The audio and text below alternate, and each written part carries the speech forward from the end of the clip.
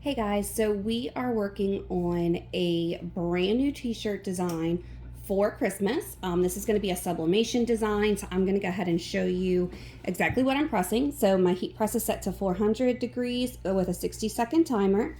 I added a piece of parchment paper to the base of it. This isn't hot, but I added a piece of parchment paper here because sometimes the ink will leak through. And you don't want it to stain here because it's not going to stick to here and it's going to keep going to the back of your shirts. I've had that happen before. So, woo, take y'all on a ride. The shirt I'm using today is a Gildan shirt. It is a long sleeve one. We did get this. She did buy the shirt for me. She got it off of Amazon. And you can see it is 50% cotton, 50% polyester. So yes, it will sublimate, but it will not be as vibrant after she washes it, because that 50% sublimation will not stay, or the 50% cotton will not stay with the sublimation ink. So I'm going to go ahead and I'm going to place my shirt. So this paper I use is butcher paper, butcher shop paper from Sam's. They sell it in like a big 20-pound roll.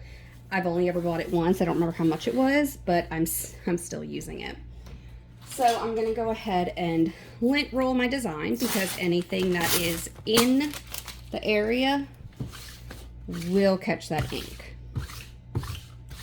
So I'm just getting up any hairs or fibers, anything like that. Now there are wrinkles, and those too will affect the shirt. So my Teflon sheet's already hooked up here.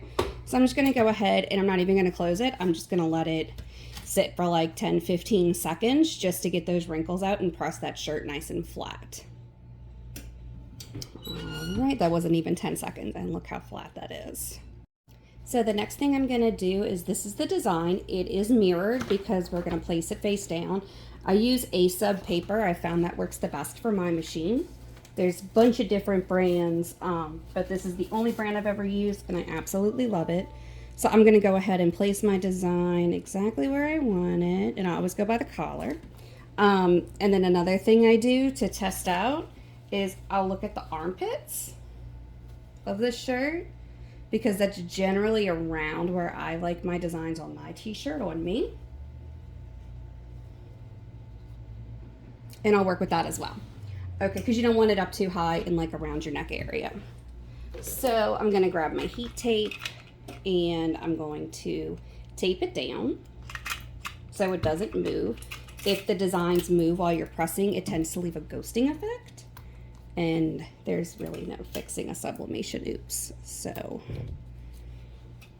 go ahead and do all four corners. Sometimes I'll just do the top and the bottom. But this one I'm going to do all four corners because I'm going to be putting a sheet underneath, and I'll show you. Okay, so what I did is I cut a piece of that butcher paper that's a little tiny bit bigger than my design because you don't want it to bleed through onto the back of your shirt. And I taped my design down really well because I'm putting it in while the design is in. You can use a bigger one and do it first. That way, you know, you can just place your design anywhere, but, you know, trying to just save a little bit of trees, people. All right.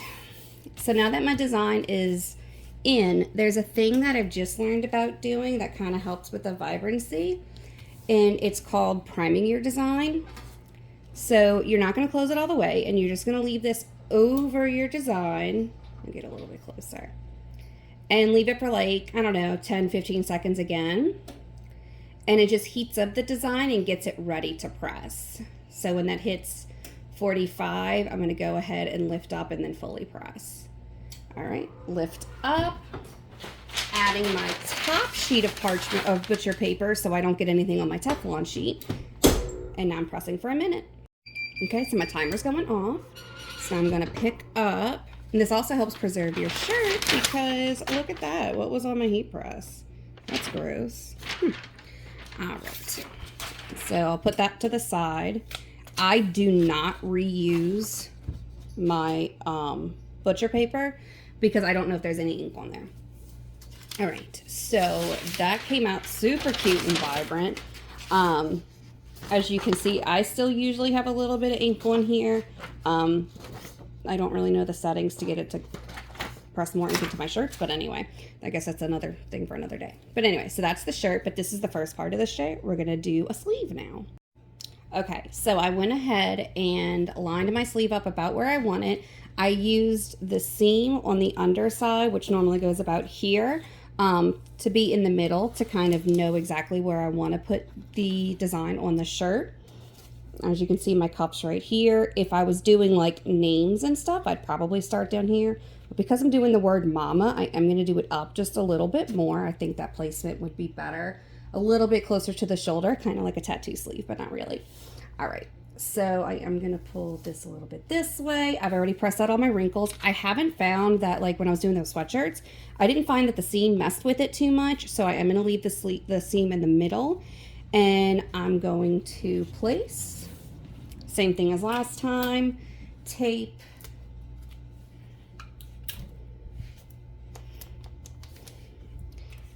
If you get the little rolls of tape, I highly suggest getting a tape dispenser.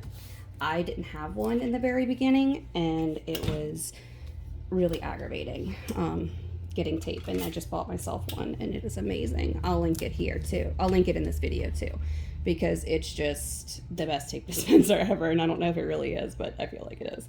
All right, I'm gonna go ahead and put my parchment paper under, or my butcher paper underneath and on top, and then I'm gonna press.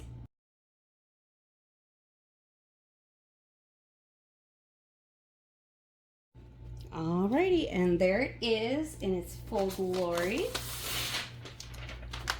So just to show you guys the full t-shirt, so you have the front, which says Merry Grinchmas, with a boy and a girl Grinch, which I used Canva. That's the design app I use, and I added some little eyelashes and a little bow, so I did make her.